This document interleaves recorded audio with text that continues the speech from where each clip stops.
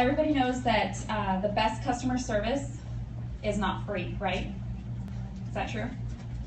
No, that's not true. The best customer service is actually free, and that is your time. And that is making somebody feel that they are worth your time. And I think in this business, particularly, there's a huge misconception that people feel that they have to give stuff away for free in order to give, the best customer service. And that is so far from the truth. So for me, my number one thing on, giving my top-notch customer service is I always go back to the customer and I ask how their experience was, and I always ask them for feedback. Is there something that, could have been done better? Did you feel like the color didn't match? And my opening question to them is always, how much do you love the product that they just purchased, right? I never ask them, did you like the product? Because it opens the door for them to say something negative. If you ask them straight off the bat, how much did you love the mascara? How much did you love your lip stain? Or isn't the lip stain amazing? So you're automatically starting the conversation off with something positive, and it makes them a little bit more hesitant to come back and say, well, actually, I didn't like it because of, blah, blah, blah. So that's, one of the biggest things that I always make sure that my customers feel, and my team, I know a lot of them are here, I always preach to them about making sure that your customers are walking on your red carpet. Because I promise you, if they're not walking on your red carpet, they're gonna go find another red carpet to walk on. With over 300,000 presenters in this company, you need to set yourself apart. Everybody's selling the same exact product, but the experience is different for every single presenter and every single customer. So if you are selling the same lip stain as the person next to you, what is gonna make you different? And what is that customer's experience gonna be different, based off of the same exact product? And that's gonna be the presenter, right? So it's really important that when you have a sale, that you never, ever, ever make the customer feel like they are a burden to you. And oftentimes people do this by saying, I'm busy at the moment, or can I get back to you? Which I understand, everybody is busy. I fully understand that. But you should never, ever make the customer feel like they're a burden. They should always be your VIP customer. And another thing is people have this misconception that your VIP customer is the customer that's purchasing the collection, right? No, your VIP customer is the customer that just purchased, your $7 tweezers. That's still your VIP customer, because you need that customer, right? Maybe she's gonna love those tweezers, and you're gonna say, hey, you need these brow product to go, with the $7 tweezer. Whatever it is. So your customer, regardless of the amount that they've spent, they are your VIP customer. And I think that oftentimes we cater to the customers that make the big purchases, or the ones that constantly, your return customers that come back, so you wanna give her more product, or you want to offer her something free because she's, it's her 5th time buying from you. When realistically, if it's her 5th time buying from you, she's going to continue to buy from you, right? So you don't need to cater to that customer. You need to cater to the one, we cater to all, but specifically the ones that are a little bit more hesitant to buy. And it doesn't have to be that you're giving them something away for free. So me personally, I do not use my Y-Cash or my half-off product on myself. I treat my Y-Cash and my half off as a business tool, and I use that to cater to my customers. Whether that be replacing a product that she's not comfortable with, or switching out the product for another color, things like that. That's what I use my Y-Cash and my half off for. And then personally, I feel that our products are high quality to where you don't really need to be giving discounts on things all the time. Because what happens is, if you're constantly running, let's say, a flash sale, you're discrediting the amount of the product, in my opinion. This is just my personal opinion. I know a lot of people are like flash sales, out the wazoo, which is fine. But here's the thing, this is what happens, and I'm a guilty shopper of this. There's websites that I absolutely am loyal to, and I will not shop until they send me a coupon code. That's just it. And it's the truth, because I know it's coming. I know eventually they're going to have that sale, right? I'm an impulse buyer, very much so, but at the same time, when I'm going to buy like a new TV, so I just moved and I'm going to buy a new TV, but I'm not buying it until President's Weekend, because I know there's going to be a sale. So when you do the same thing in your customer groups and you're like, flash sale, all the time, and then you get exhausted from doing those flash sales, what happens? No one's buying because they're waiting for your next flash sale, right? So instead, the way that you can, change that and still get your sales is by the customer service that you provide. I mentioned that it does not have to cost anything, that it can be free. So what I do is every single one of my customers, And even those that have not yet committed, but they are interested, I ask for their birthday. And when it's their birthday, I send them a card. And it costs me the cost of a stamp. And it doesn't have to be anything elaborate. You can make your own card if you want. You can print it, Vistaprint. You can make a happy birthday card, buy them in bulk. Send them a happy birthday card and tell them that you're ready to celebrate their birthday with them, the unique way. And from there, you can either determine if that's going to be hosting a party for them. I know Brianne gave an awesome idea. I think it was Brianne. Gave an awesome idea of having them add people to your customer group, right? So let them be the hostess for that party. That could be a way that you're giving them VIP treatment, right? Hey, invite all of your friends in for your birthday. I have 1,000 people in my group already, and we're going to celebrate your birthday, right? That's your customer service to them, and it doesn't cost you anything besides allowing them to be your hostess and basically using, them as the hostess to gain all of the Y cash and the half off credit. So sending birthday cards is a very personal touch. People don't get things in the mail like they used to anymore, right? Sending a thank you note, that's going to cost you the cost of a stamp and however much it costs to buy cards. You can go to Marshall's, you can go to Michael's, you can go just about anywhere and buy a little stack of cards, probably going to cost nothing more than $10 for 20 plus cards. Write them a handwritten note. People do not receive handwritten notes anymore, and when they do, it's a shock. Okay, so they're gonna remember that. Even if they don't buy and it's their birthday, I still send them a birthday card, and I still tell them happy birthday, and I'm ready to celebrate their birthday the unique way. Now, if they are a customer that I know that they've been very interested in the product, then at that point, I do this based off of what I feel at the moment, to be honest. But if I feel like offering them, hey, $5 off if you purchase, this, whatever, and then I use my Y cash for that. So again, the customer service does not have to mean that you're giving away product for free. Does not have to mean that you're coming out of pocket. If you have no Y cash, there's other ways that you can provide that customer service. And for me, that is by being their personal shopper. I do not like to go on a website and click through 18 pages, right? And let's face it, our website, you have to dig a little bit. Some people are like, well, where do I click? Especially on the mobile version, where shop, okay, now where? So instead, if I know what they're interested in, I will create their shopping basket for them. I will load everything on my end of the computer, and I will send them the link. And it will show up when they click on it. It's going to have the things in their basket. So I can already fill their basket for them. Now, the challenge with this is that you can only do it one time. So if she doesn't go in right away to purchase that, then you can't go and make a basket for someone else. You see what I'm saying?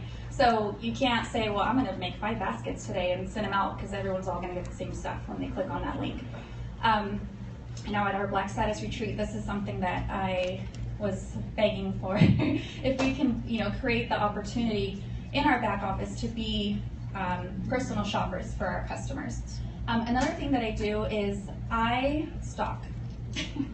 I stalk the hell out of my customers, and I am not ashamed of it. And I will go onto their Facebook, and I'm like, okay, so Sally, she's a red lipstick girl. That girl wears red. Guess what I'm gonna do?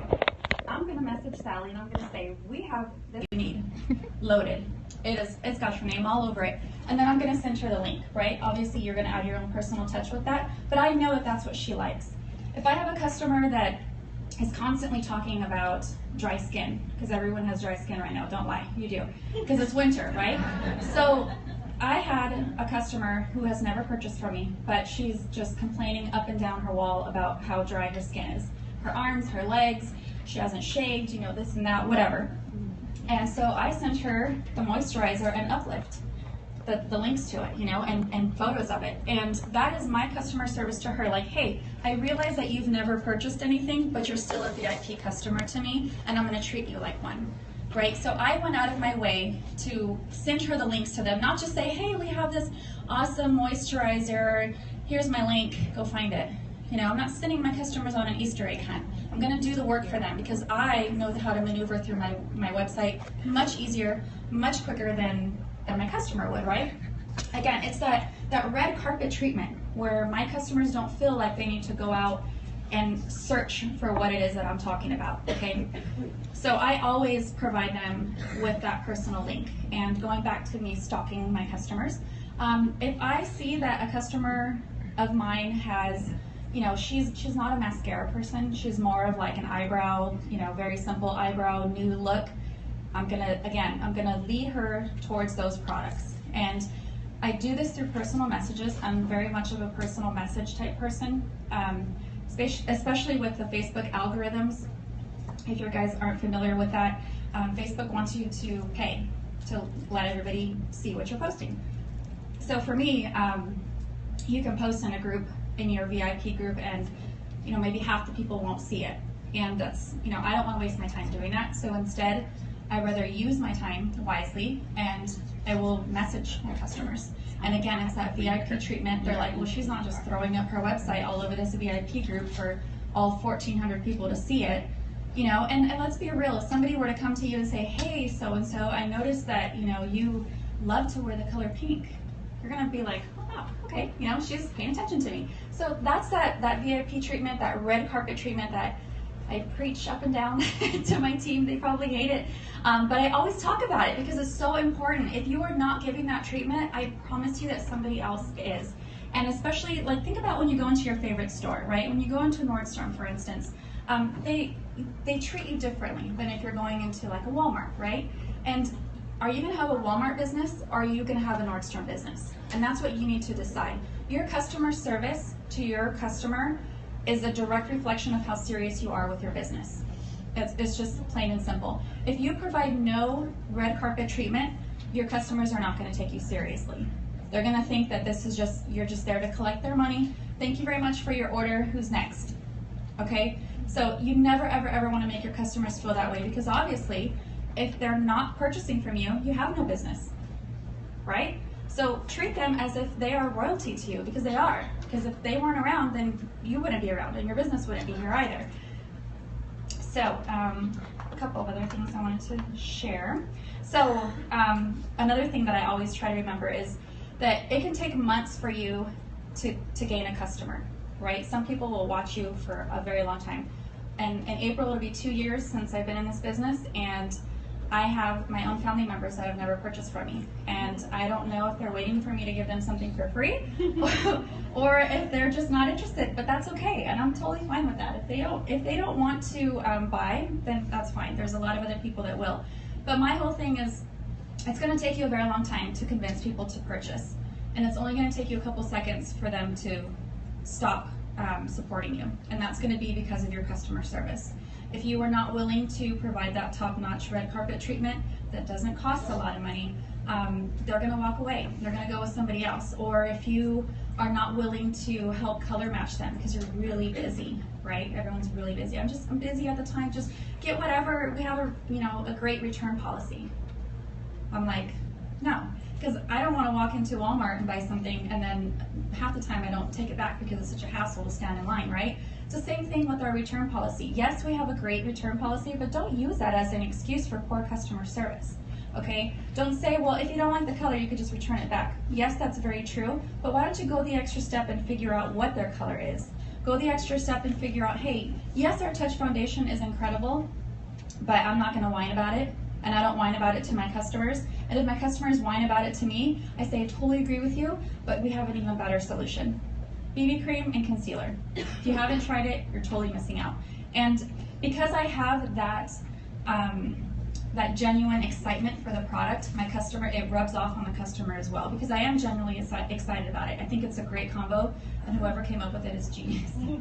Because it's awesome, and in my opinion, it's just as great as the liquid foundation, And just to touch on that really quick, because I know we're all like over here with hearing about back orders and this and that.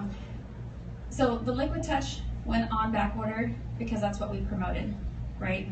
It was not because of some billion-dollar campaign that Younique put out. It was not because some celebrity endorsed it. It's because you guys made videos using that product.